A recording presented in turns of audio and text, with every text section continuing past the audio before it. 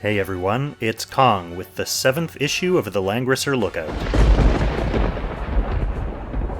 Apologies in advance for the slightly abbreviated lookout this week. I have to confess that I'm currently on vacation, so I'm effectively speaking to you from the past.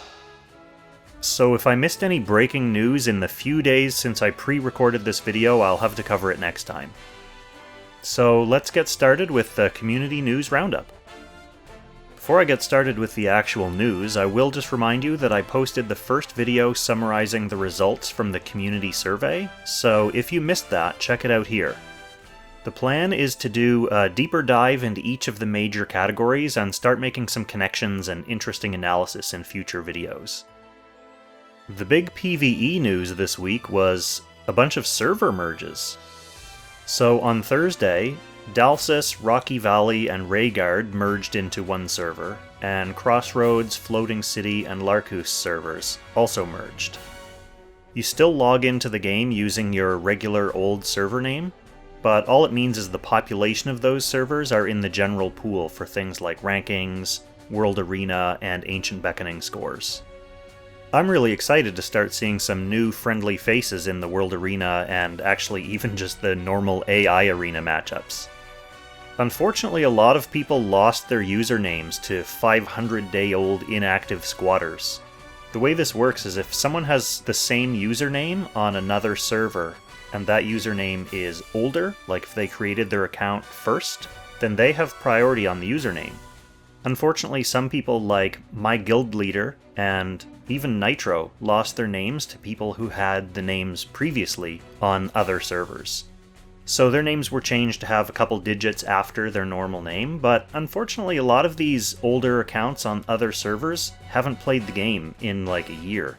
So it seems kind of unfortunate that they would get priority over the name when they're not even playing the game anymore. So we'll see where that goes, I guess. I'm not sure whether that can be escalated or looked into by the developers. In other PvE news, we do have the Swimsuit Summer Festival event rerun starting this week. Now, this isn't the kind of Lunar New Year event that we were expecting with Gerald and Layla shards. It seems fairly evident now that that one's being postponed until who knows when. Maybe the actual Lunar New Year again. Instead, we're getting this rerun of an event that we already did have last summer. This one comes with free Farakia shards, so yay. And it also features the return of the pretty decent Summer Freya skin. At least it's another PvE event so we can get in there, get a runestone, but it just feels kind of unfortunate that it's just another rerun again. That said, I'm definitely a strong proponent of having one of these PvE redeem points farming kind of secret realm events every single month. So if they need to give us reruns in order to keep that pace up, I think that's a good thing. The last couple months, we haven't really had one of these events since Record of Lodos War, so it felt like a lull, and I'll be glad to have something else to do, you know? A final note here, the global servers finally got the unique gear for Angelica and young Jessica, and the 3-cost skills for Dehart, Lana, and Kurama, as well as, of course, the 3-cost skills for the new characters, Ilucia and Shilinka. Young Jessica's hat lets her act again if she doesn't move or deal damage, which is potentially interesting as a way to cycle her cooldowns, although it does come with a 4-turn cooldown itself. Lana's 3C is unfortunately rather underwhelming, so she's going to stay on the PvE bench for a while yet. It's basically Dark Reaper except with some trade-offs. You get effective damage against a bunch of particular classes. Your healing is a little bit less, but I guess that's supposed to be mitigated by doing more damage with it. Really, the main point of this skill is that it lets your soldiers attack from additional range, which brings them into the mix when Lana's using her extended range from her talent. So hopefully that's going to contribute to a lot more damage, otherwise this skill's really kind of not worth it. On the PvP side, the Floating City Stepping Stone tournament has concluded. Zzz defeated Giard Ingram, and Creamy Mommy defeated Leo Smart to advance to the finals. Giard Ingram beat Leo Smart to take the bronze medal, and then Zzz came out on top in the championship match, winning $50, 5 Trinity vouchers, and of course bragging rights. At the time of this recording, the Summit der Langrisser Season 2 is advancing from the top 16 to the top 8, so we'll have to cover the actual winners in the next issue. I know some big names have already been eliminated, including tournament organizers Dango and Straw, but there are of course lots of very strong players left contending for the title. I'll also include the link to the updated Summit der Langrisser 2 brackets so that you can take a look at who the winners of those matches were. Okay, so that's it for the news, so let's move on to a short Kong update for July 6th. Things were finally fairly quiet on the summoning front. We had the Leaden, Rachel, and Altamuller banner, and I got my guaranteed Rachel in 40 summons. And as for the Ilucia and Shilinka banner, I'm skipping that one. So, very happy to start saving up some more vouchers and crystals for some upcoming characters that I'm going to want. In the immediate future, I'm definitely summoning on the Valentine's banner because I'm missing both the Knight of Mystery and Lanford, so I'll be sniping that one and then farming up shards to get whoever the other one is. Then of course we have Licorice and Reen around the corner, so I'm going to want to at least have some resources to hopefully summon them. Rachel coming home in 40 summons brought my lifetime summoning rate to 1.85%, which, believe it or not, is up from last time. So sad. So now let's move on to the grind. This is where I talk about my 5 Gs, my goals, my gear, my gates, my grunts, and my group. So for goals, which is basically just what I'm working towards right now, I actually made great progress. One of my goals is to make progress on the level 70 Eternal Temples, and I actually knocked out the level 70 Leviar after some team tweaking. In other words, after finally unlocking my summons for Bozel and Lana. So I've got 2 down and 2 to go there. Scylla and Phoenix are up next. I also got S rank on Fenrir in Ancient Beckoning, with 5.46 million points, using 6-star Yulia, 5-star Bozel, 5-star Jugler, 5-star Bernhardt with level 30 gear, 5-star Varna with 10-10-6-0-0-0 bonds, and a 4-star Altamuller. So that's my second Ancient Beckoning S rank, and pretty excited about that one. I also took a run at Sleipnir this weekend, but I don't know how I did yet because I'm still in the past from when that event happened. So next let's move on to my gear. For gear, this was a weird week of doubling up on stuff, just weird luck. I got my first ever Demon Slayer from a Dragon Sweep, which is fantastic. And then the very next day, I got my second Demon Slayer from a gamble, so kind of a 2-for-1 deal there. A bit further down here in the bag, speaking of doubling up, I also got my 4th and 5th Chiron, and, in a continuing theme, my 3rd and 4th Bloodline Magic Armor. So not too bad. Those are all pieces of gear that I'll actually use when I get around to building them up. I think I probably have enough Chirons that I can start merging them, to be honest.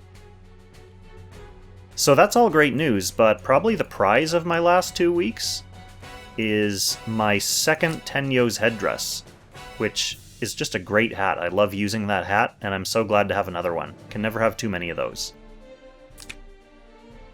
So moving on to my gates, my Ares will have hit 5-star by the time this video comes out.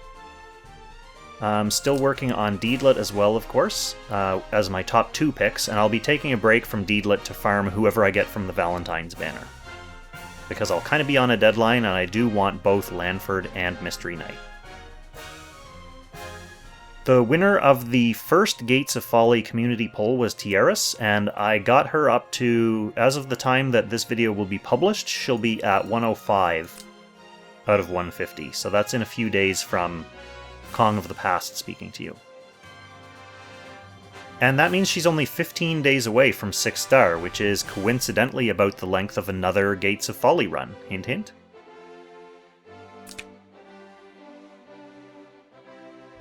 Oh, I'll go back in there for a sec, because thanks to our surprise week of 18 Gates of Fate, I was also able to make a little bit of a head start on Jugler, and a little bit of progress on Zerida as well.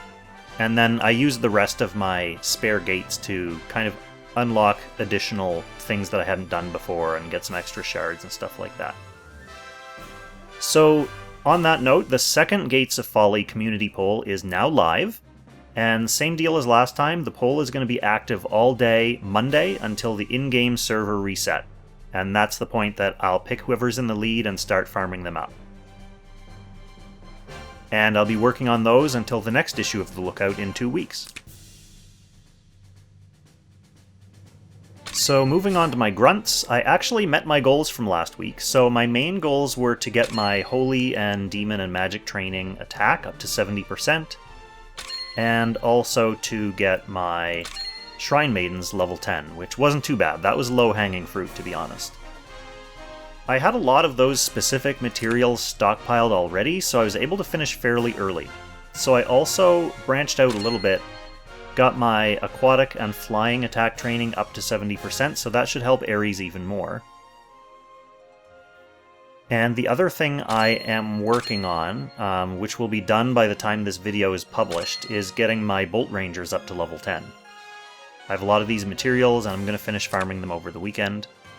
So that'll be helpful for my Iris, and my Tiaras, and my Grenier? Yeah, my Grenier.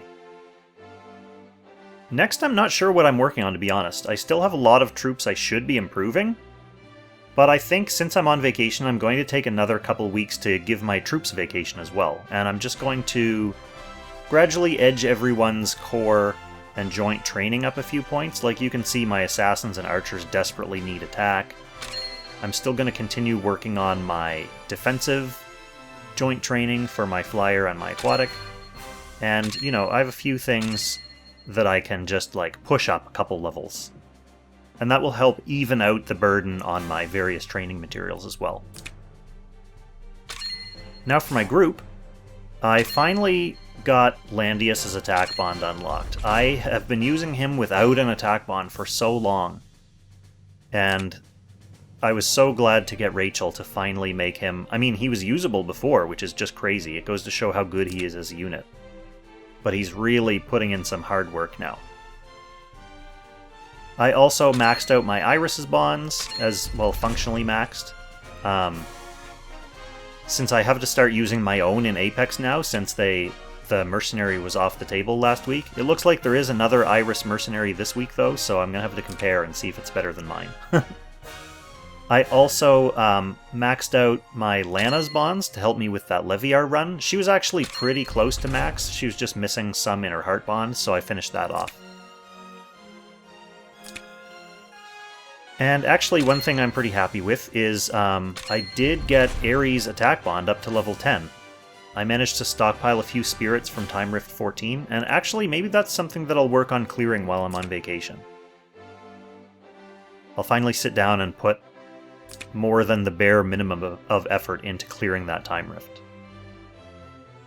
So yeah, that's actually going to be it for the 5Gs, and therefore that's it for the Kong update, and that's it for this issue of the Langrisser Lookout, this abbreviated vacation issue. Thanks for watching, thanks for putting up with me kind of being on the beach while I'm doing this, and as always, thanks for your feedback and your advice and your support in the comments. So stay tuned for the next episode of Should You Summon later this week. It's going to be a really good one. And then I'll catch you in the next Langrisser Lookout.